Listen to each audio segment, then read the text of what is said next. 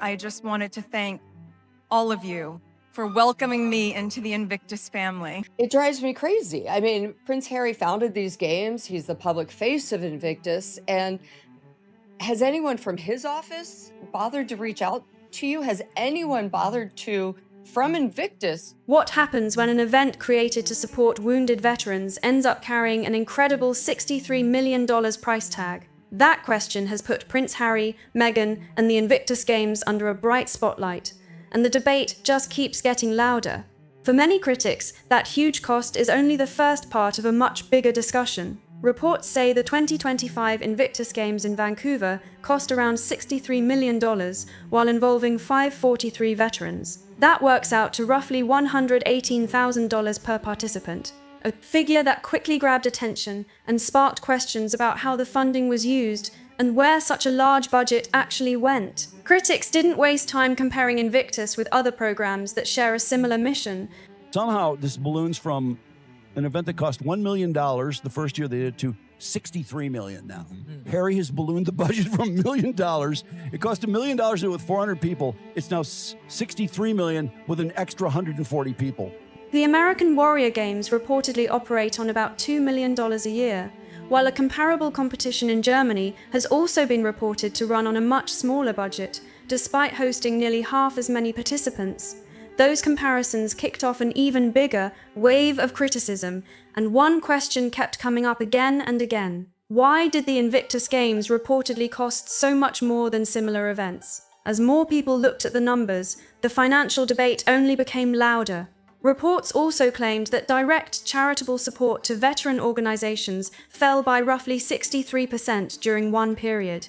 People are a little upset about where the money is going, because right now there's been a 63% drop in actual grants to wounded warriors. Even as overall revenue increased. That sparked fresh criticism and raised concerns among some observers, who argued that veterans should always remain the main focus of the organization. More questions followed when attention shifted to reports of a new six-figure executive role, financial reserves worth millions of dollars, and compensation levels that some critics believed were unusually high for an organization of this size.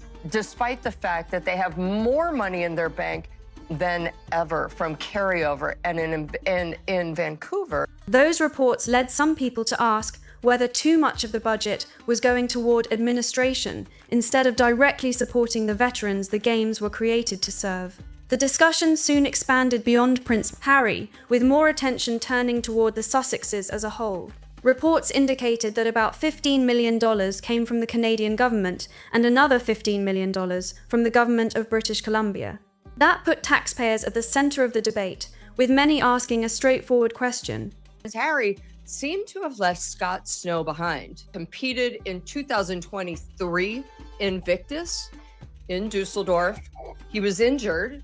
He was in a wheelchair that did not have restraint straps, so basically defective hardware.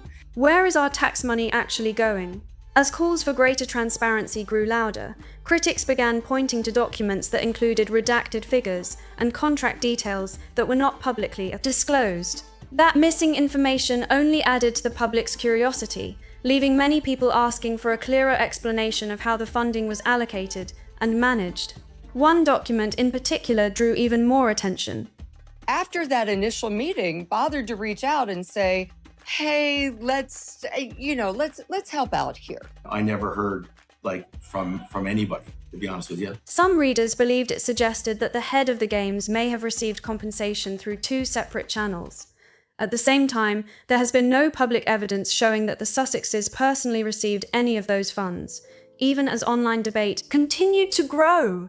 But the financial questions were only part of the story. Behind the scenes, another controversy was starting to gain momentum. Journalist Paula Froelich published reports covering many of these same issues, bringing them to a much wider audience and prompting even more discussion. That the $4 million in sponsorships, that the sponsors, the corporate donors, aren't named. So I'm wondering, because people will rag on the corporate sponsors?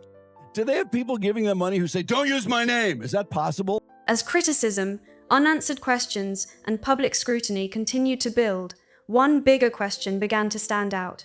Was an even larger controversy waiting to unfold? But that disagreement quickly turned into an even bigger debate. One question kept coming up. Was the Invictus Games ever truly Prince Harry's project from the very beginning? Some critics reject the idea that Harry created the games entirely on his own. They argue that much of the early groundwork was developed through the Royal Foundation, while both Prince William and Prince Harry were actively involved. From that point of view, Invictus was not the work of just one person, but the result of wider royal support and institutional backing. That has led some people to ask another question. A sacred obligation after my own decade and privilege of military service. To do whatever I could to help my fellow brothers and sisters heal, and to champion everything that we... Who is benefiting from that legacy today? For many years, Invictus became closely tied to Prince Harry's public role, giving him a clear mission and a highly visible cause during his time as a working royal. Some critics believe that, without it, his public identity within the monarchy would have been very different. The widely reported account tells a different story. According to reports, including accounts cited by Time magazine, Prince Harry was inspired after attending the Warrior Games in the United States in 2013.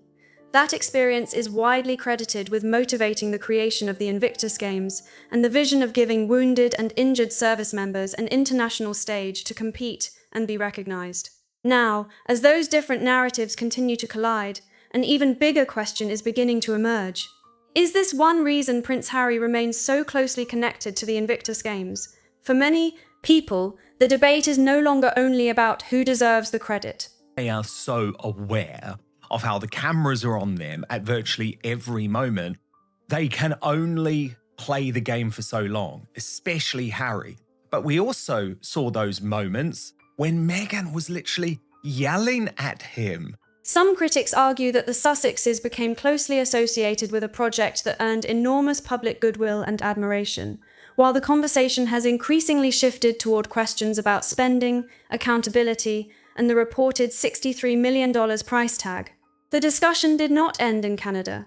Attention soon turned to Birmingham, where reports linked a future edition of the Games to a city already dealing with major financial pressures. As residents faced budget cuts and reductions to local services, some began asking difficult questions about public spending and whether resources were being directed toward the right priorities. Then the spotlight grew even brighter, as reports said the Sussexes were expected to visit the city. Critics continued raising questions about luxury hotels, private jet travel, and whether those choices reflected the mission of the Games as they see it. Another debate soon emerged, across the Atlantic. Reports indicated that San Diego is expected to host the 2029 Invictus Games, quickly prompting fresh questions about funding, overall costs, and possible taxpayer involvement. For some critics, that raised one more question. Is this another opportunity to support veterans, or will it become another debate over expensive spending? Many people began wondering whether history could repeat itself. Reports emerged that Australia had stepped away from a proposed $9 million funding commitment connected to the Invictus Games. That development quickly fueled more speculation and left critics asking a difficult question. Was this an isolated decision, or were governments starting to take a closer look at future financial support for the Games? The story took another unexpected turn when there was the possibility of the cameras being on.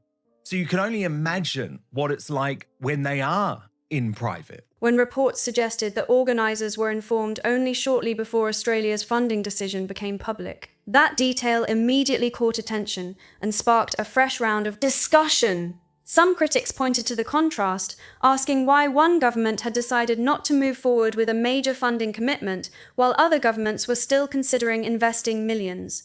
Those different decisions added even more pressure to an already heated debate about transparency, spending priorities, and the long-term future of the Invictus Games. As more questions continued to surface, the Sussexes faced another wave of public scrutiny. Even with the ongoing controversy, Prince Harry continued to receive significant public recognition, adding another layer to the wider debate. That became another major talking point when Prince Harry appeared on the Time 100 list in the sports category, alongside global stars such as LeBron James and Patrick Mahomes. The reaction online was fast and intense.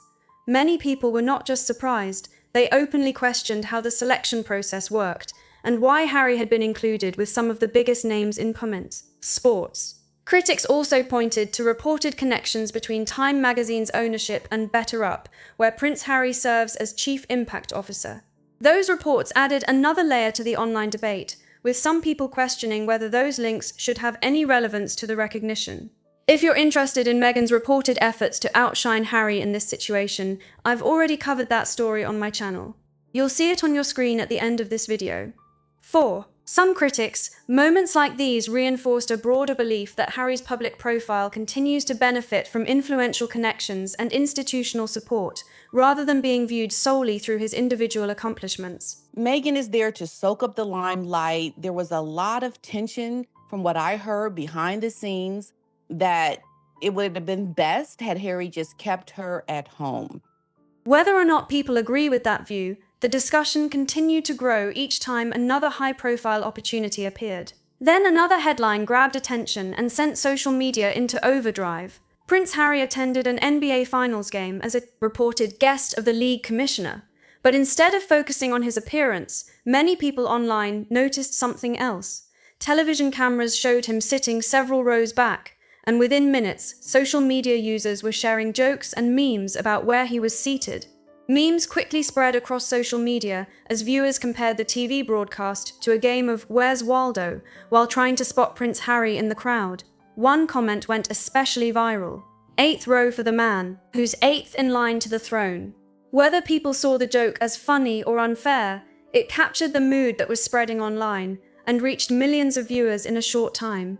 The moment became another example of how quickly conversations about Harry can take off across social media. For many critics, the debate had grown beyond budgets, financial reports, or questions about spending. They argued that a much bigger issue had emerged. One of the most common claims from critics is that Meghan Markle often becomes the main focus whenever she attends events connected to the Invictus Games. According to those critics and many online commentators, media coverage can quickly shift away from the veterans and the purpose of the Games, focusing instead on Meghan's clothing, public appearances, and interactions with others. Some observers say this pattern has become especially noticeable during major events, where online discussions often center on Meghan rather than the athletes or the competition itself. As a result, some critics argue that an event created to honor wounded and injured veterans frequently finds itself competing with royal headlines that draw attention away from its original mission. With every new appearance, the same question seems to return. Is the Invictus Games being defined by its mission, or by the public figures most closely associated with it? Another topic that keeps coming up around Meghan Markle is the attention her outfits receive during Invictus-related appearances. Critics and online commentators often say that whenever she attends these events, the conversation quickly shifts away from the athletes and the purpose of the Games, with much of the attention turning to what she is wearing instead. Many of her outfits are analyzed within minutes, from formal dresses to more casual looks. Social media users frequently discuss the designers, estimated prices, and styling choices. As a result, some critics argue that an event created to celebrate wounded and injured veterans can end up sharing the spotlight with online fashion discussions. Some commentators take that argument even further, suggesting that Meghan's public image is strongly connected to fashion and luxury brands, and that her appearances naturally bring extra attention to the labels she wears. They point out that clothing retailers have sometimes highlighted items by noting that Meghan wore them during Invictus events, leading some critics to question whether that changes the focus of the occasion. Others see the situation differently. They argue that Meghan is simply dressing appropriately for public appearances, and that it is the media and social media users who place such a strong emphasis on her clothing rather than on the event itself. Even so, the debate returns almost every time she appears at a major event. Critics argue that the pattern is predictable. Meghan arrives, headlines shift, cameras focus on her fashion, and discussions about the Games often compete with conversations about her appearance. Whether that is mainly a media issue or simply a reflection of public fascination depends on who you ask.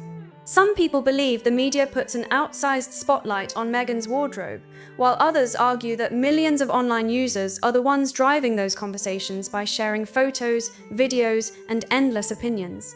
And, Meghan's going to do what she's going to do. She used it for her moment, for her new social media comeback. And that's what it is about for her, and people can see through that. Either way, one thing is hard to ignore. Discussions about her fashion choices and the commercial attention those looks sometimes receive have become a regular part of the wider conversation surrounding the Sussexes and the Invictus Games. As a result, the focus can sometimes shift away from the veterans and toward an entirely different topic. That brings us to one of the biggest questions surrounding the future of the Invictus Games. Is Prince Harry still essential to the identity of the event?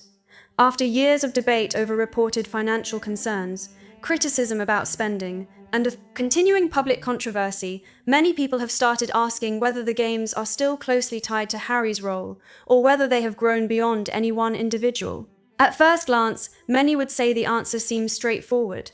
Prince Harry played a highly visible role in launching the Invictus Games, and his public profile, royal background, and support for wounded and injured service members helped attract worldwide attention. Many supporters believe that visibility was a major reason the project gained international recognition so quickly, helping it reach audiences that might otherwise never have heard about it. However, today's debate looks very different from the one that existed during the early years of the Games. Much of the recent public discussion has centered on reported financial questions, governance, transparency, and the long-term direction of the organization. As those conversations have expanded, some critics have argued that the Invictus Games may have grown beyond their original founder.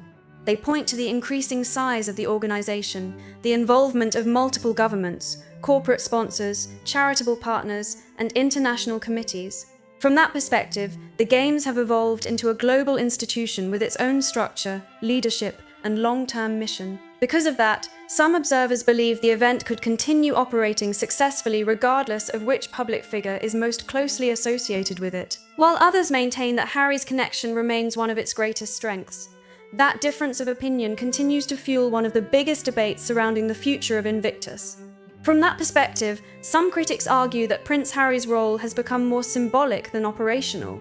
They believe his greatest value to the Invictus Games is as its most recognizable public figure, helping attract media attention, supporters, and worldwide visibility, rather than being directly involved in every aspect of the organization's day-to-day operations. That naturally leads to another question.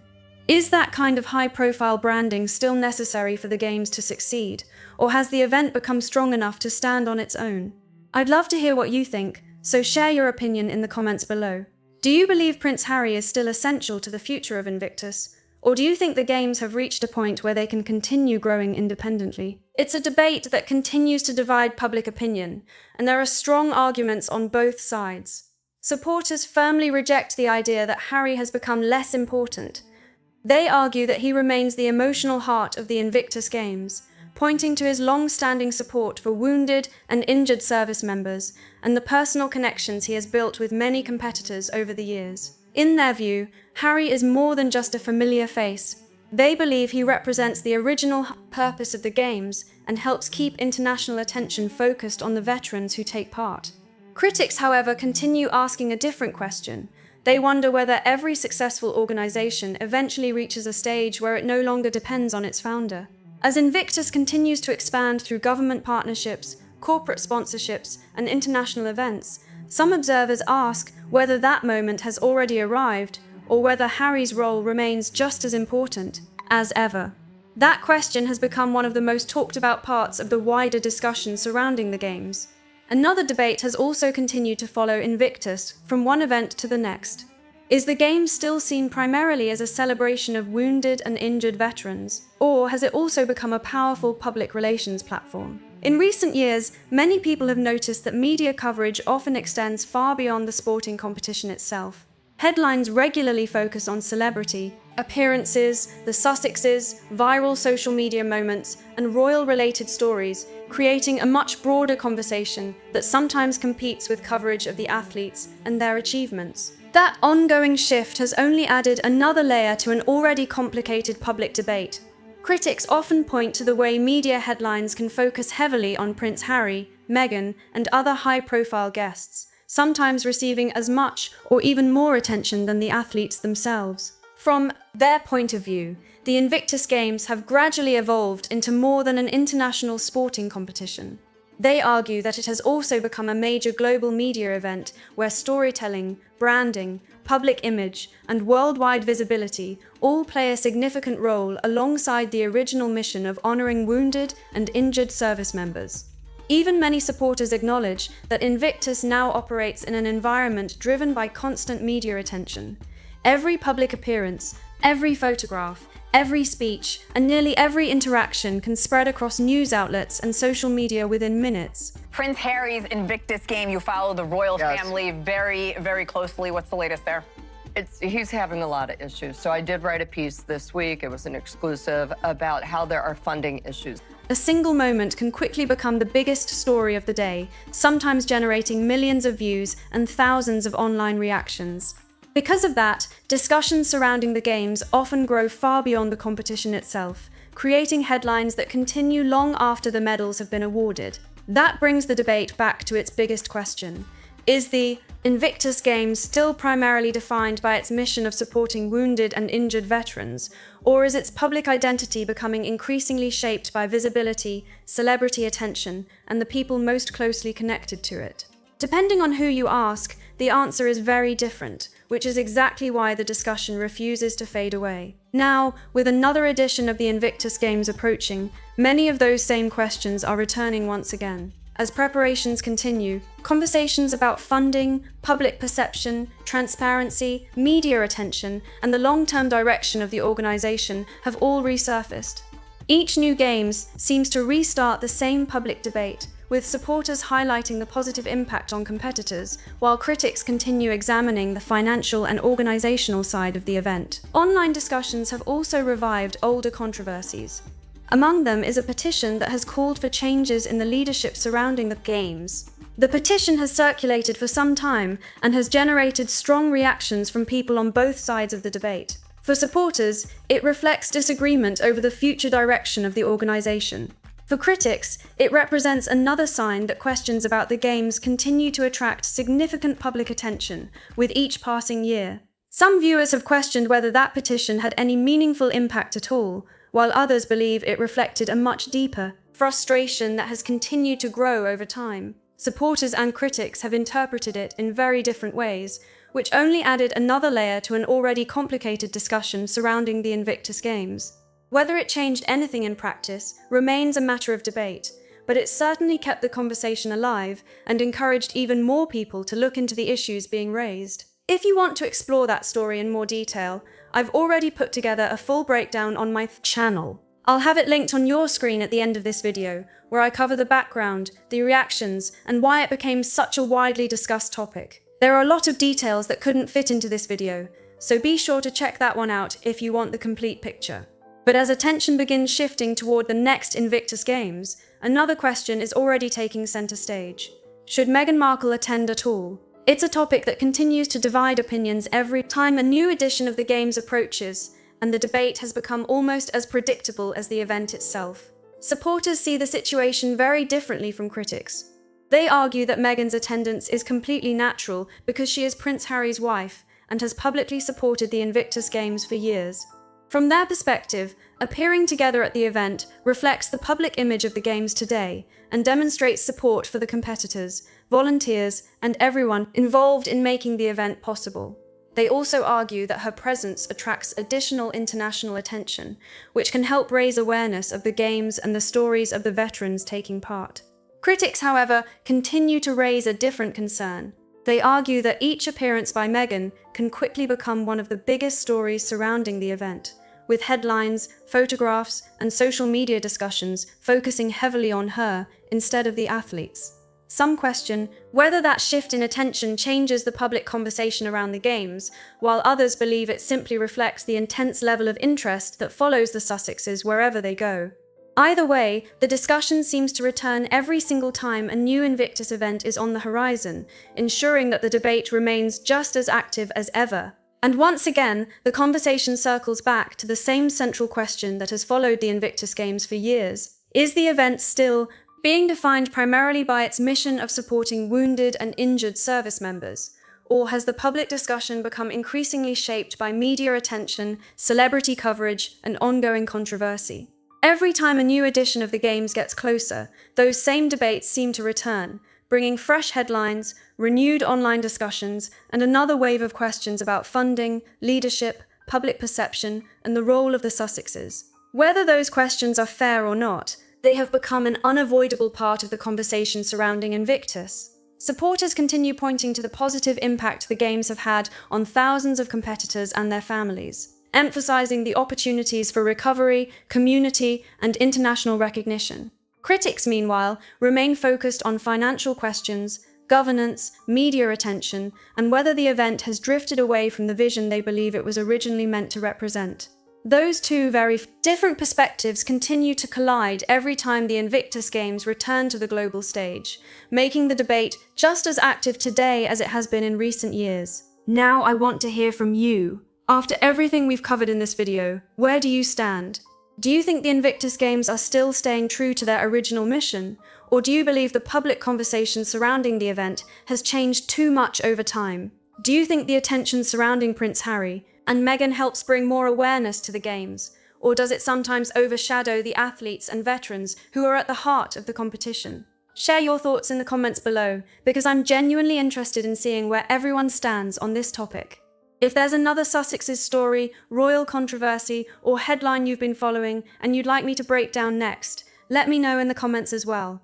I read through your suggestions, and many of my videos come directly from topics that viewers ask me to cover, so your ideas could appear in an upcoming upload. And if you enjoyed this video and want to stay up to date with the latest discussions, be sure to subscribe and turn on notifications, because I'm uploading new videos every single day covering the biggest Sussex's stories, royal headlines, and the latest developments as they happen.